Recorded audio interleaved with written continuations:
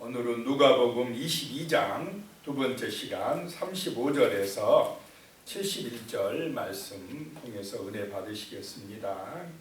35절 말씀에 보면요, 그들에게 이르시되 내가 너희를 전대와 배낭과 신발도 없이 보내었을 때에 부족한 것이 있더냐 이르되 없었나이다. 예수님이 보냈을 때 그들에게는 배낭도 신발도 없이 갔는데도, 전대도 없이 갔는데도 부족함이 없었다라고 말씀합니다. 그런데 이제 36절에 이르시되 이제는 전대 있는 자는 가질 것이요 배낭도 그리하고 검 없는 자도 겉옷을 팔아 살지어다 라고 말씀합니다. 이제는 예수님이 십자가에서 죽으실 것을 예고하고 계시는 것입니다. 그들에게 핍박과 시험이 있을 때에 그들의 연약함 때문에 넘어지게 되고 하니까 이런 것도 이제 필요하니 준비하라 라고 하는 말씀입니다. 37절에요. 내가 너희에게 말하노니 기록된 바 그는 불법자의 동류로 여김을 받았다 한 말이 내게 이루어져야 하리니 내게 관한 일이 이루어져 감이니라. 기록된 대로 구약의 말씀대로 예수님이 이제 십자가에서 죽으실 것을 예고하고 계십니다. 예수님께서는 자기 뜻대로 무슨 일을 하는 것이 아니라 철저하게 하나님의 약속의 말씀대로 이루어감을 믿으시기 바랍니다. 철저하게 아버지 뜻을 이루어 가시는 분이 예수님이시다라고 하는 것입니다. 능력이 많으신 그분이지만은 전능하신 하나님이시지만은 이 땅에 오시어서 자기의 어떤 목적을 이루는 것이 아니라 자기의 영광을 드러내는 것이 아니라 철저하게 하나님의 말씀을 이루어 가시는 분이 예수님이시다라고 하는 것입니다. 그래서 내게 관한 일이 이루어져 간다라고 말씀을 합니다. 38절에요. 그랬더니 그들이 여짜오되 주여 보소서 여기 검 둘이 있나이다. 대답하시되 족하다 하시니라. 검을 사라 그랬다 해서 여기 검 2개 있습니다. 또 이렇게 이야기를 하니까 그것은 족하다. 됐다. 이제 그만해라. 예수님의 말씀은 그 칼을 사서 의지하라 이런 말씀이 아닌데 예수님 말씀은 이제 깨어서 준비하라. 기도하고 준비하고 있어라. 깨어 있어라. 이런 의미인데 그들은 그냥 칼 가지고 대비하라. 칼 가지고 칼을 사라. 이런 의미로 받아들였다고 하는 것입니다. 그 다음에 이제 39절에 보면요. 예수께서 나가사 습관을 따라 감람산에 가심에 제자들도 따라갔더니 주로 예수님이 활동하신 것은 갈릴리 바닷가였습니다. 그러다가 이제 예루살렘에 한 번씩 오시는데 먼 길을 여행 오셨으면 얼마나 피곤하고 힘들겠습니까? 쉬고 싶고 그러지 않았겠습니까? 그런데 예루살렘에 오실 때마다 습관을 따라 감람산에 가서 기도하셨다라고 하는 것입니다. 예수님은 습관을 따라 늘 기도하시는 분이셨다라고 하는 것입니다. 예루살렘에 오시기만 하면 감람산에 가서 늘 기도하셨다라고 하는 것입니다.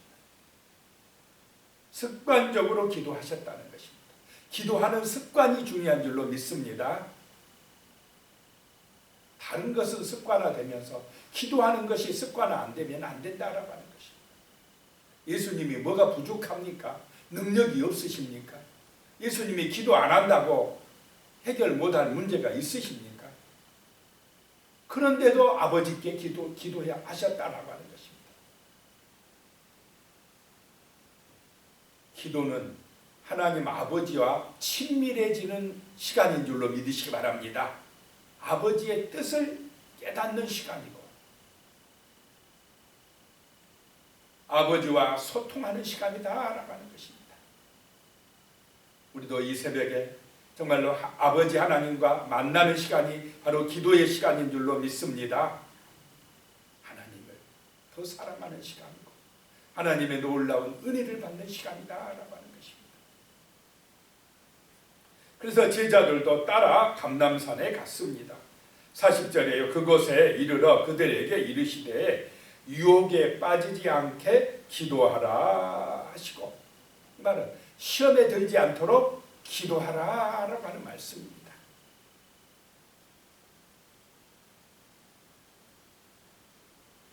기도 안 하면 시험에 빠진다 이 말입니다. 우리 삶 속에 여러 가지 시험거리, 유혹거리, 문제가 있습니까? 없습니까?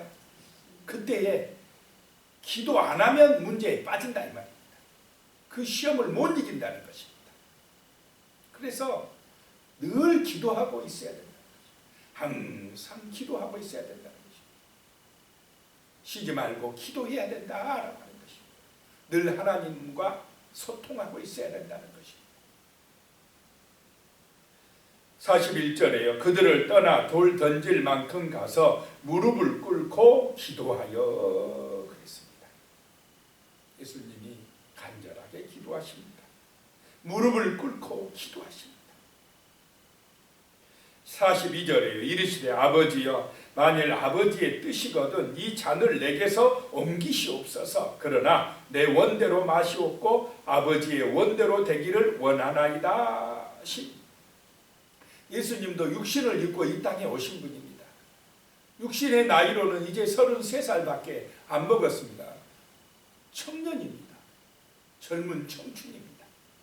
죽고 싶겠습니까?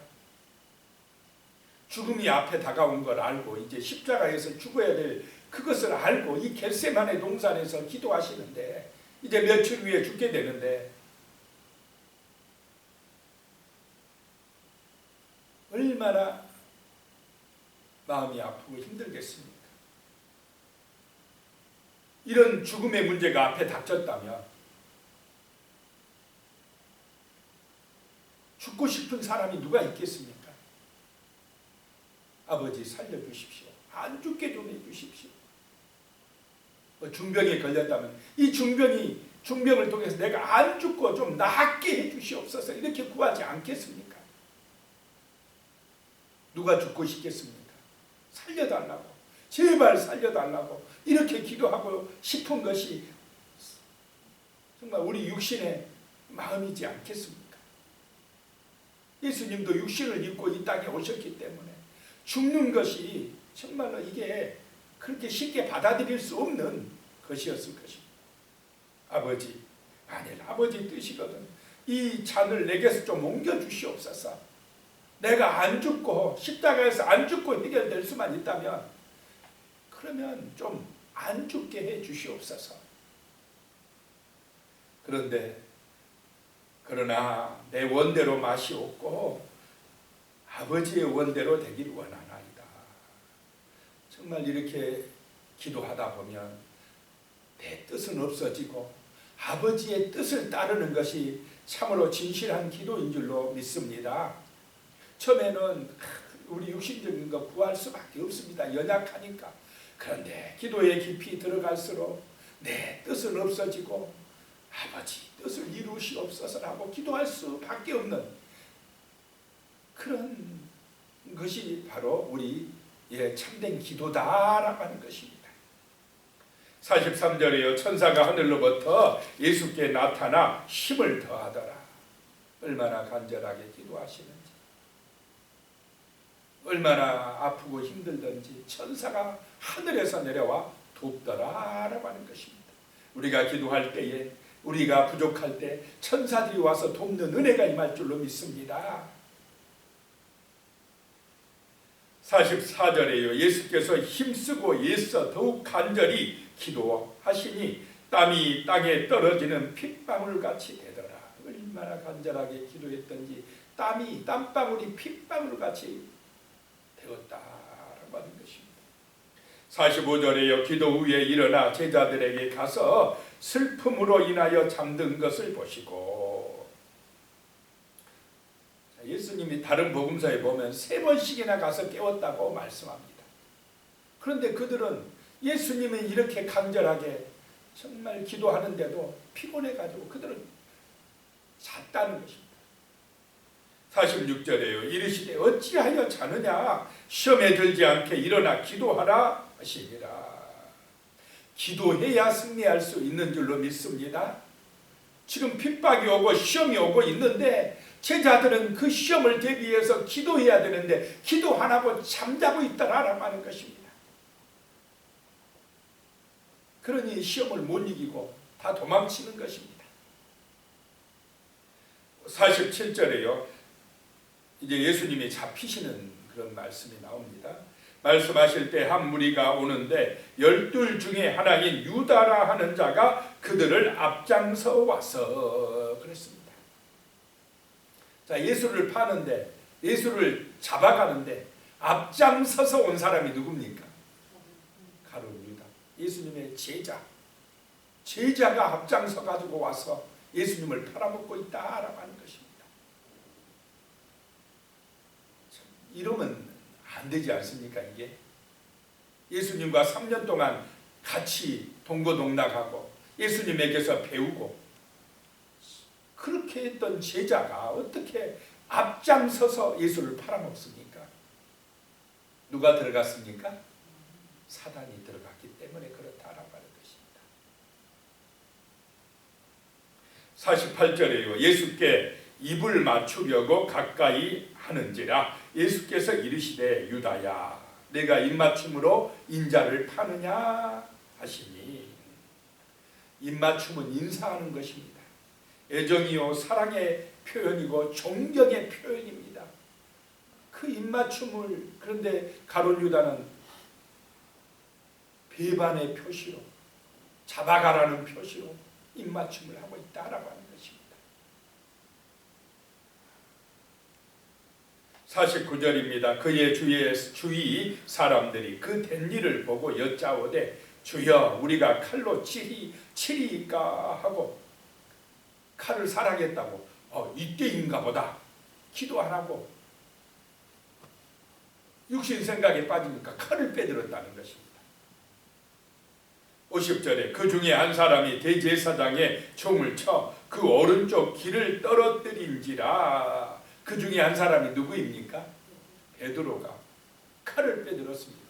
우리 예수님을 잡아가려고 안 되지 막 하면서 제사장의 종인 말고의 귀를 잘라버립니다. 의리 있게 행동한 것입니다. 그런데 이것은 하나님의 뜻을 따르는 것입니까? 막는 것입니까?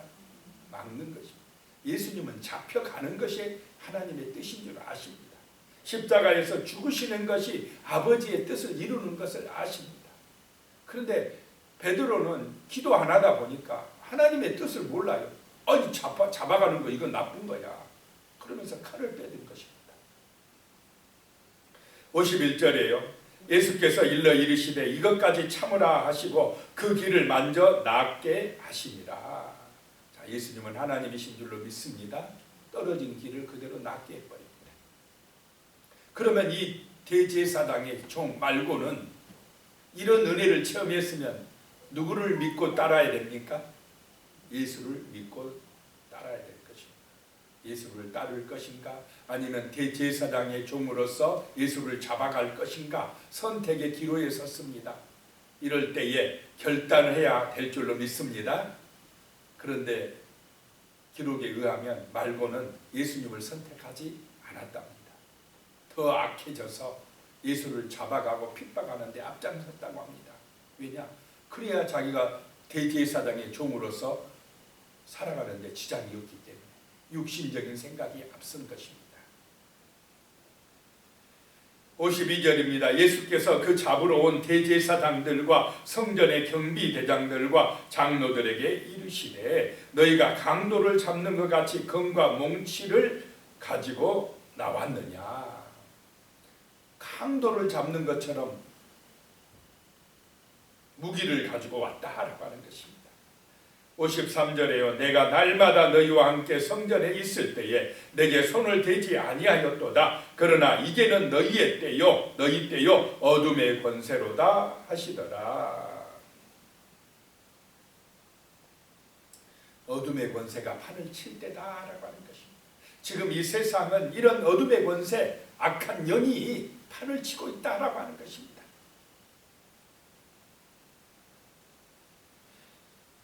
이제 베드로가 예수님을 3번이나 부인하는 그런 말씀이 나옵니다. 54절에요. 예수를 잡아 끌고 대제사장의 집으로 들어갈 새 베드로가 멀찍이 따라가니라. 그래도 베드로는 의리가 있어요. 안 도망가고 멀찍이라도 따라갑니다. 55절에요. 사람들이 뜰 가운데 불을 피우고 함께 앉았는지라 베드로도 그 가운데 앉았더니 추우니까 이제 불을 피우는 곳에 가서 같이 모른 채 하고 앉아 있습니다.